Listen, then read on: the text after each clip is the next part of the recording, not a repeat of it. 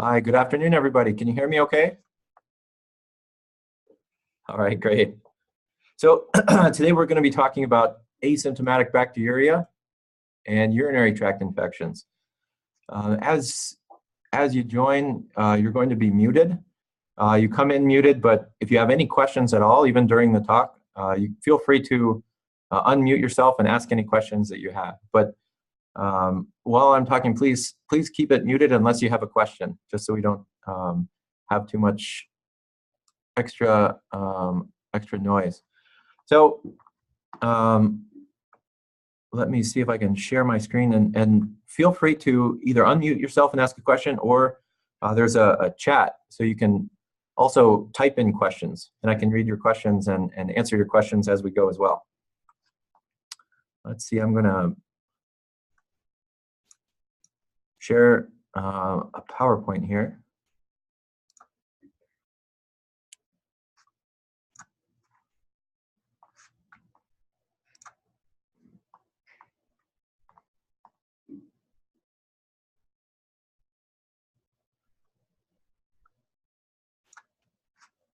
There, can everybody see the PowerPoint? Now, if the PowerPoint doesn't go forward or doesn't seem to be progressing, please let me know, and I will see if I can fix it. But if you're able to see the PowerPoint okay, we'll get started here. Let's see. So asymptomatic bacteriuria, doing less is doing more.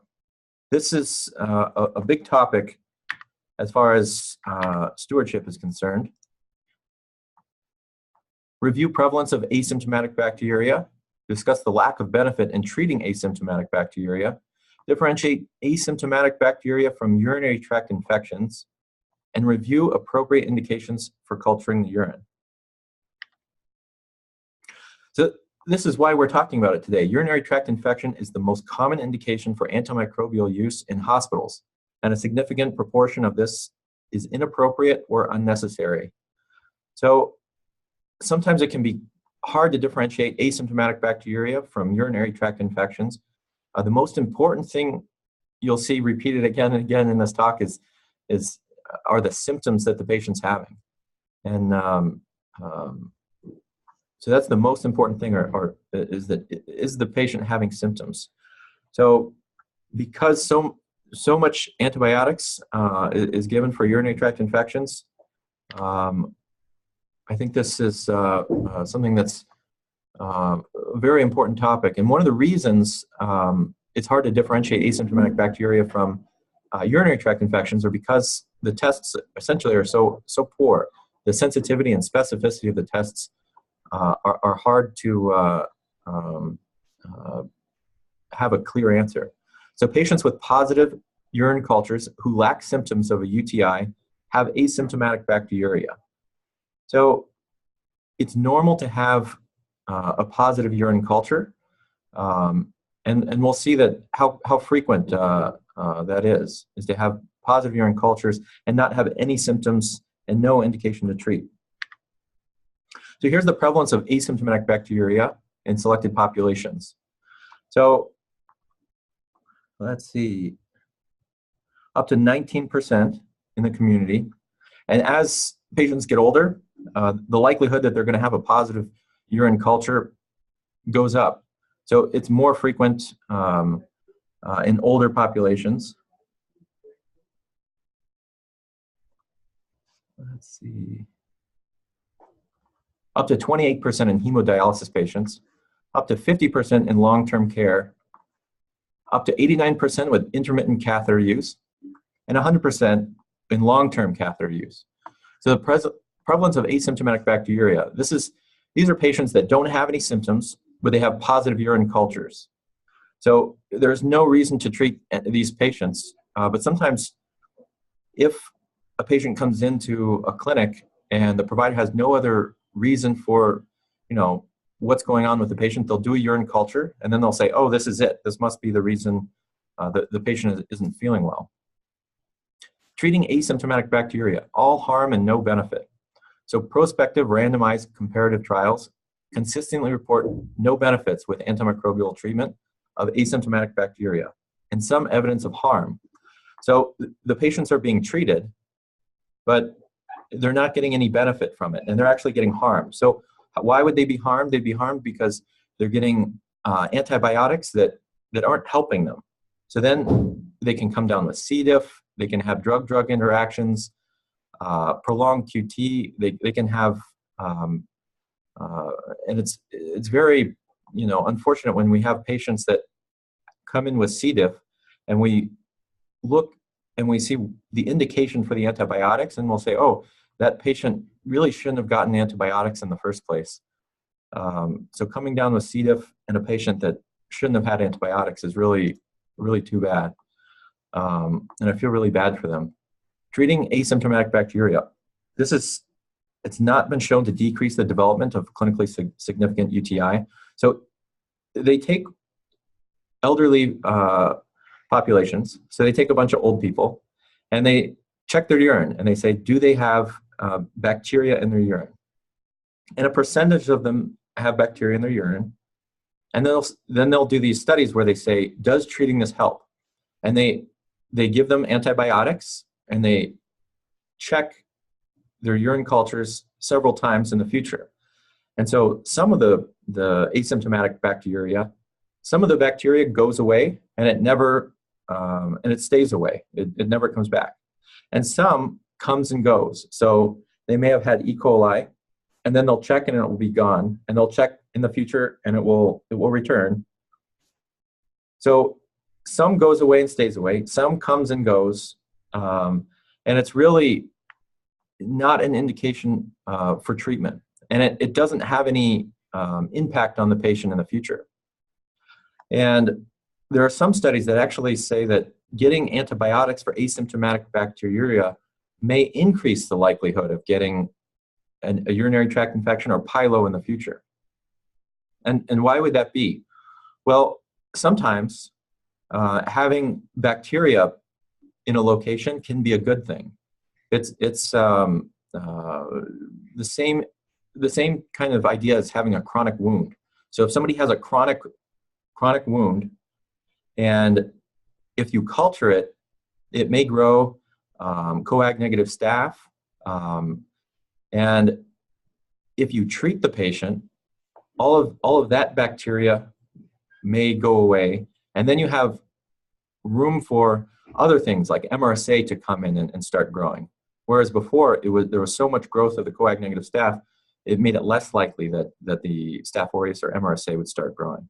And that's the same idea here, is that if they're colonized with good flora, if you wipe out that good flora, that makes opportunity for something that's pathogenic to start growing.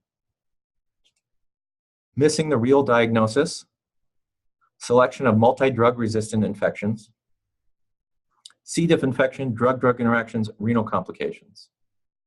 So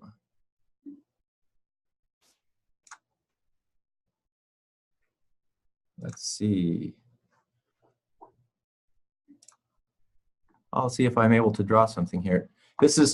So sometimes what you'll have is you'll have a patient go into the clinic, and it may be a 92-year-old lady, and she'll come in and say, I feel tired.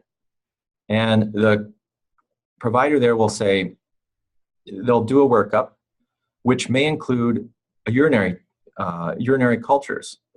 And they'll go to the patient and they'll say, oh. So here I'm on this slide, I'm gonna draw a little bit. So the patient may say, I feel tired, and the clinician will do a urine culture, and they'll go to the patient and they'll say to a 92-year-old woman, you have a urinary tract infection, and that's why you're tired. And the woman will say, really, I don't have, dysuria, I don't have frequency, I don't have a fever, I don't have a foul smell in my urine. And the provider will say very confidently, no, you have a urinary tract infection, that's what you need to have treated. And so they'll treat the lady, and a month or two later, or perhaps a year later when they come in for their annual physical, the 92-year-old, they'll say, how are you feeling? And she'll say, I'm tired. And they'll check the urine again, and they may treat it again and again and again. And sometimes when we get these consults, we will call the patient and we'll say, how do you feel? And the 93-year-old woman now will say, I feel tired. And we'll say, okay, well, you've had multiple courses of antibiotics. Are you okay if we don't give you antibiotics? And she'll say, oh, well, I've never felt differently.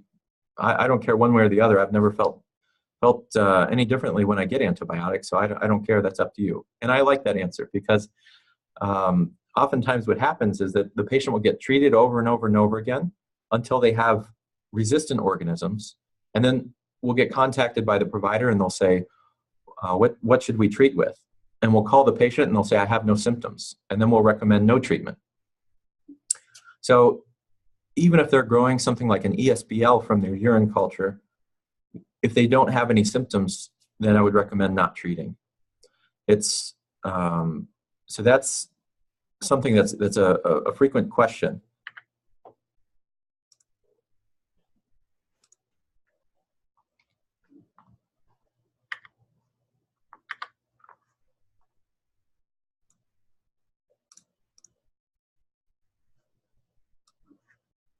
Who to screen and treat for asymptomatic bacteriuria?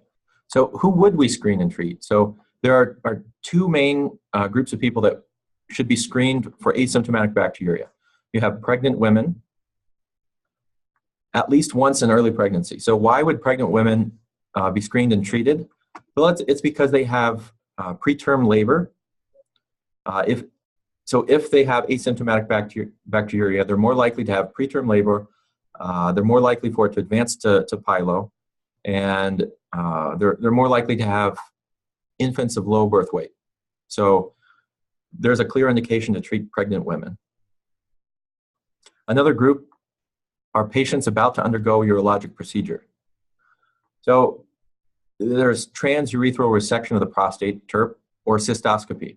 So if a patient is about to undergo a cystoscopy, we'd recommend treatment.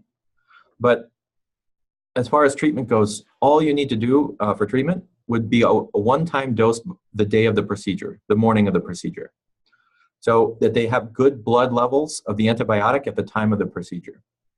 So the goal here for treating patients that are about to undergo a urologic procedure is to prevent bacteremia. So it's to prevent the bacteria from getting into the blood. So at the time of the procedure, they have good blood levels, and it keeps the bacteria from going from the bladder into the blood. It's not to sterilize the bladder. So the goal is not to completely sterilize the bladder, it's just to keep it out of the blood at the time of the procedure. And that's important because sometimes, and this is kind of similar to the outpatient 92-year-old lady that felt tired, a patient that is going to undergo a procedure, they'll present to their urologist. The urologist will do a urine culture even though they don't have any symptoms, because they're going to see if they have asymptomatic bacteriuria. And then the patient will show up the day of the cystoscopy, and they haven't eaten the night before. They're all ready to go. Their family is at their bedside and they're nervous for the patient. And then the provider comes in and says, you can't have your procedure today. You have a urinary tract infection. And it's the same as that happened with the 92-year-old lady. The patient says, really, I don't have any dysuria, I don't have frequency. And they say, oh no, you have a urinary tract infection, and we'll treat it. And they give them antibiotics for, just a regular course of antibiotics for the treatment. And then they'll check their urine again, and then they'll have them show up at another scheduled time for the cystoscopy. And they'll say, oh, it grew in your urine again, you need to be treated again. And they'll treat them for, another 10 days to 2 weeks. And they'll repeat this over and over. And then they'll consult us and say, this patient now has resistant organisms, I can't get rid of it, or it keeps coming back, what should we do? And we'll say, just give a one-time dose at the time of the procedure. So whatever they grew in their urine culture before the procedure, you would just give the one-time dose directed at that organism at the time of the procedure. So they have good blood levels at the time. So it's the same with surgical prophylaxis. So they have good blood levels at the time they cut. So they're essentially bleeding antibiotics, so it keeps it out of the blood.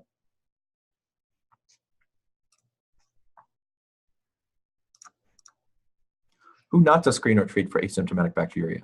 So premenopausal, non-pregnant women, diabetic women, older persons living in the community, elderly institutionalized residents, spinal cord injury patients. And spinal cord injury patients are essentially a special category, because with their spinal cord injury, they can't tell you if they have symptoms. So with those patients, we recommend treating only for fever or leukocytosis, or if sometimes the patient can say, I don't feel right, I know I have something going on. And in those patients, I believe those patients, and I would treat for that reason. Now, those patients also have, a lot of them have long-term catheters, long-term Foleys, and sometimes one thing that they'll say is there's a foul smell in my Foley bag. And their family members, their husband or wife will say, the whole room smells and we really need to have that treated, even though the patient doesn't have any symptoms. And this is an issue because the foul smell in the Foley bag, I agree it's a real problem, but I don't recommend giving antibiotics for that reason. And the reason is because these are patients that with chronic Foleys and spinal cord injury are going to have repeated infections, and you want to do everything you can to prevent giving antibiotics in those cases, because they're at high risk for having multi-drug resistant organisms in the future. And if you treat for a foul-smelling Foley,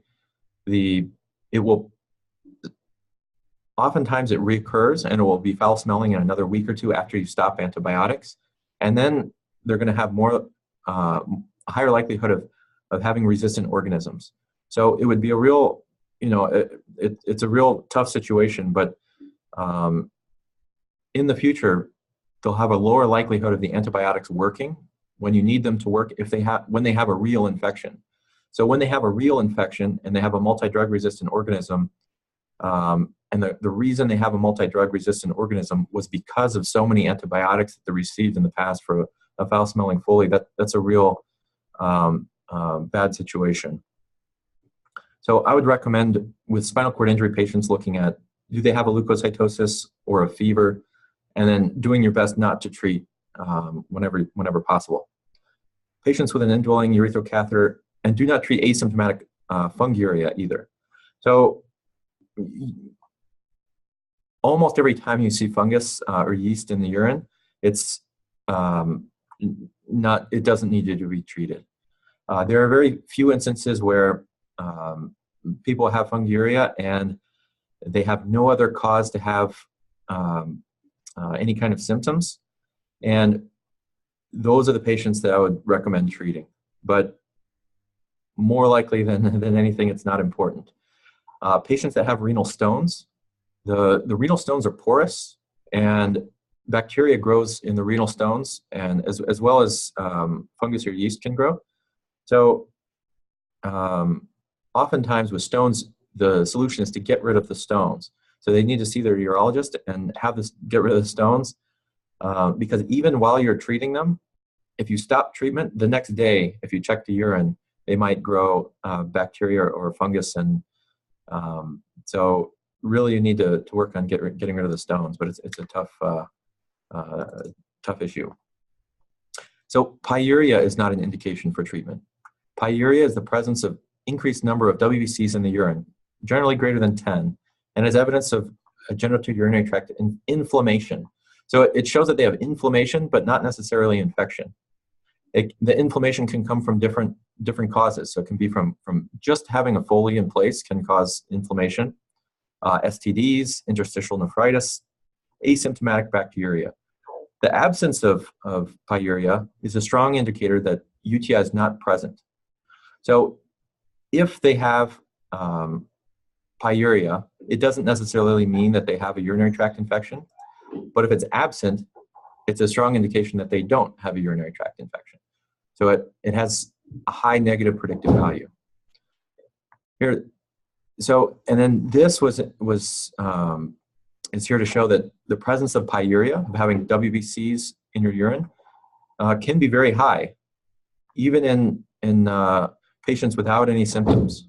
So just having a lot of WBCs in the urine doesn't necessarily, it does not equate to a urinary tract infection. So, but the absence of white cells in urine is the strongest evidence against a urinary tract infection and has the highest negative predictive value. So usually when I'm trying to decide if they have a urinary tract infection or asymptomatic bacteriuria, I will start with, do they have symptoms? Like, why was the culture done? And then the next question is, how many WBCs are in their UA? And then go from there. Did it grow anything? Difficult to ignore a positive culture. What if a patient already has a positive culture that was ordered by another provider? So if the patient is not having symptoms, you would document asymptomatic bacteriuria. And we'll touch on this again a little bit later. There will be an algorithm for what happens if another provider has already ordered the urine culture and the UA, and you come on and 24 to 48 hours later and you're wondering what to do with it. So indication for urine cultures. So when signs or symptoms suggest a urinary tract infection is present. So fever, urgency, frequency, dysuria, suprapubic tenderness, altered mental status, hypotension. In patients that cannot provide history, intubated, demented, and have sepsis without another source to explain it. So that includes spinal cord injury patients that can't tell you if they have symptoms. So chronic Foley patients. Ordering a urine culture. Urine culture should only be obtained when you have a suspicion, so when they have symptoms. And always interpreted, taking into account the results of the UA and patient symptoms. In the urinalysis, the presence of leukocyte esterase suggests WBCs will be present, while nitrates suggest that gram-negative organisms are present, but they're not diagnostic of a urinary tract infection. So urinary culture not recommended. So change in urine color, odor, turbidity, typically due to patient hydration, not usually infection. Lack symptoms of urinary tract infections. Pre-op, except in urological surgery, where mucosal bleeding is anticipated. So that's like a cystoscopy. You'd say that you want to keep the bacteria in the bladder and out of the urine. But that doesn't include other types of surgeries. So sometimes I'll see a patient is going to have a hip surgery and they have E. coli in the urine, and the surgeon will say, I want that treated. It wouldn't be indicated. Most likely the E. coli is going to stay in the bladder and not go to the hip. When a urinary catheter is placed or changed, so you wouldn't need to check urine cultures every time you change a catheter. I wouldn't recommend checking urine cultures at admission. And after treatment of urinary tract infection to document clearance. So after treating a UTI, you don't need to check for clearance or check for cure. And as I said before, sometimes a patient will they'll recolonize with E. coli or something, and if they don't have any symptoms, you wouldn't need to treat. That may be good flora that's keeping out the bad flora. Now, if a patient had a Foley and they present to the hospital and you're worried about a urinary tract infection, you would remove the Foley that's there, place a new Foley or straight cath in order to get a urine culture if that's what you'd like. And the reason that's done is because if they have a chronic Foley and you do a urine culture, you may grow 2 or 3 or 4 things. Now, if you take out the old Foley and put in a new one, the likelihood is that you'll reduce the number of organisms that you grow. So instead of growing 3 organisms, you may just grow 1. And that's the one that you could target. So most likely if you only grow 1 organism, that's the organism that's causing the problem. I believe they used to say that if you get 3 organisms, they used to say only target the one that's most likely. Now they say target everything if you can, if possible. I would like to touch on, if you grow Staph aureus or MRSA from a urine culture, the patient was most likely had it in the blood and then it went to the urine. Oftentimes in patient charts, providers will say, oh, they think they had MRSA or MSSA urosepsis, sepsis of urological origin. So it started, they'll say that they believe that the Staph aureus started in the urine and went to the blood, when really it probably started in the blood and went to the urine. So if you're growing Staph aureus from a patient's urine, the next step would be to see, has the patient been having a fever, and get blood cultures to see if they're bacteremic with it. If they've had a recent urological surgery or recent instrumentation, sometimes people kind of reason their way out of it and say, oh, they got it at the time of the recent surgery. But I would have a high suspicion that they were bacteremic at some point and do blood cultures. Interpretation of urine culture. So the presence of bacteria in the urine may indicate one of 3 conditions: contamination, a UTI, or asymptomatic bacteriuria. So I wanted to mention this because contamination is always a possibility, and specimen contamination should be considered because it is so common, particularly in female patients, and high numbers of squamous cells suggest contamination.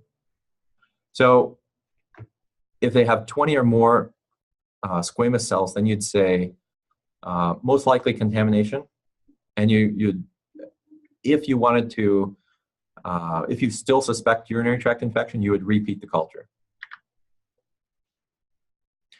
The ideas behind reflex to urine culture. So when you order a UA reflex to culture, the idea is that if the UA is not suspicious for infection, that you wouldn't need to do a culture on that specimen. So limit laboratory workload by not performing cultures on negative specimens. Improve stewardship by not giving antimicrobials to patients with negative UA results. So a reflex, and so the question would be, when would you order a reflex to culture, and what would the UA need to look like in order for it to reflex? And this is what we would recommend. So the UA, if you do a microscopic UA, I would only go off of the WBCs. So the WBCs 10 or greater would reflex and a culture would be done. And this is because the urine WBCs are the most helpful when trying to decide, do they have a urinary tract infection or not. UA without microscopic. So this would be a urine dipstick. So leukocyte esterase positive or nitrite positive. And the reason is because some institutions, their criteria to have the UA reflex, they might have bacteria or cloudy, foul smell, urine color.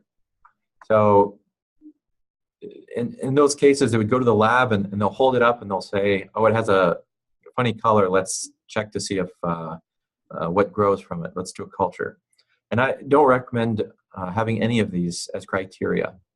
And it will cut down on the number of cultures that your institution does, and cut down on the cost, and also cut down on the amount of antibiotics that are given at your facility.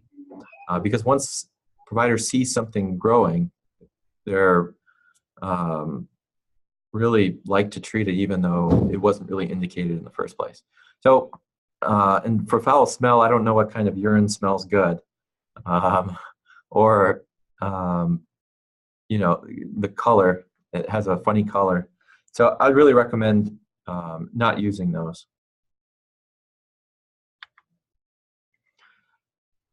Patient presents with no symptoms of cystitis.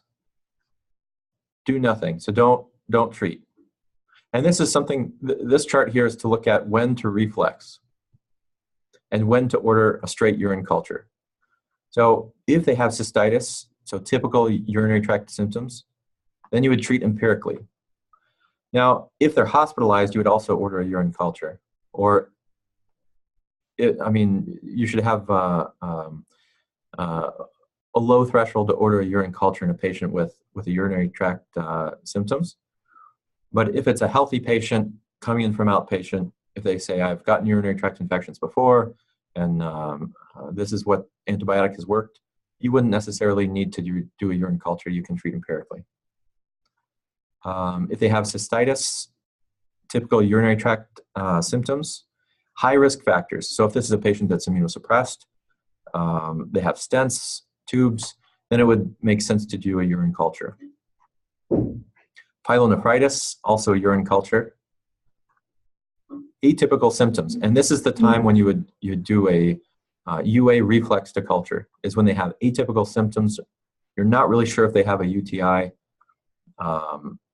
So that would be a time when you do a reflex. So if the WBCs were low, it wouldn't reflex to culture. And we've talked about asymptomatic pregnant women, and before a urological procedure, that would be an exception. You wouldn't order a reflex to culture because you're not suspecting a urinary tract infection. And here you can't escape a talk on urinary tract infections without algorithms. So here at the top, we'll start with suspicion for urinary tract infection. We'll go down this way. It says symptoms suspicious for urinary tract infection, dysuria, frequency, urgency, fever. Obtain your analysis and urine culture, and start empiric therapy. So if they are presenting with typical symptoms, you would treat. If they're not presenting with typical symptoms, you can do a UA with a reflex to culture. And so the reflex will do just this. It will look at the UA and say, are there 10 or greater WBCs? And if yes, it will reflex to urine culture. And then positive urine culture, so does something grow?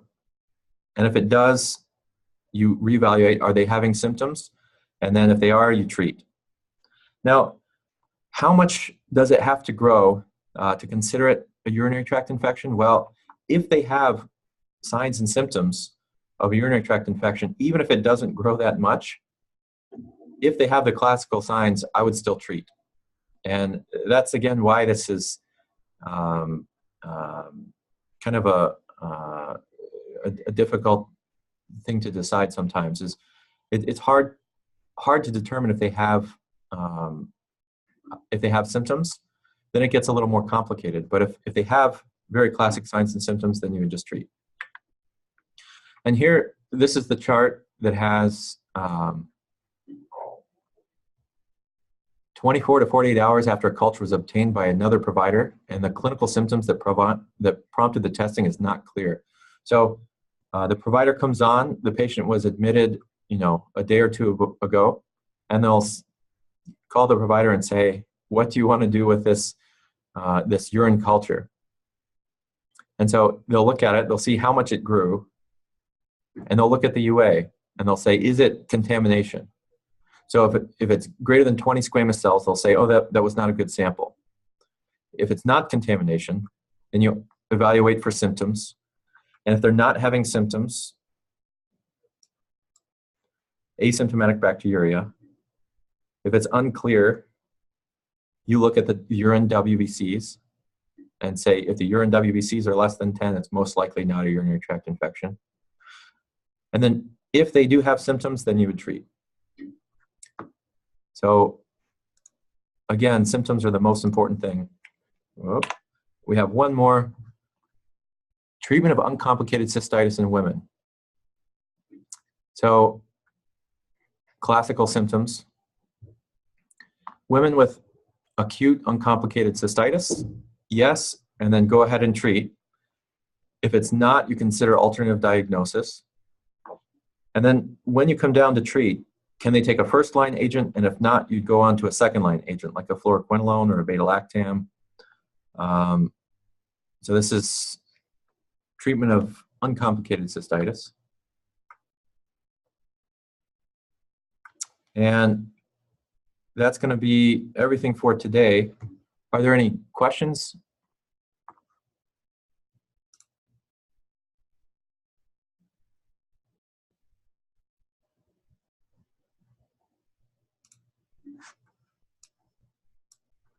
Now, today was meant to be a brief overview about asymptomatic bacteria and urinary tract infections.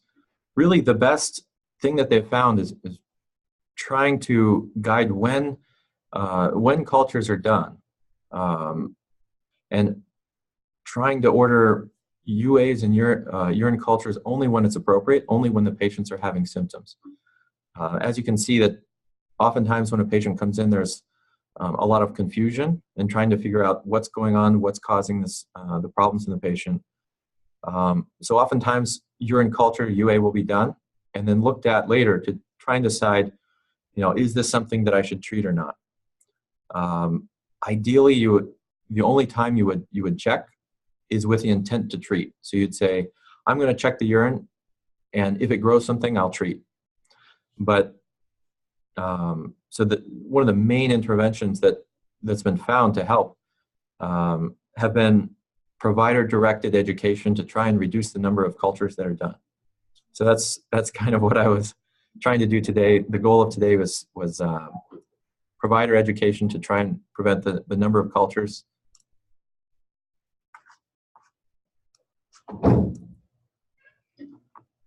All right, if anybody has any questions, feel free to unmute yourself and ask any questions that you have.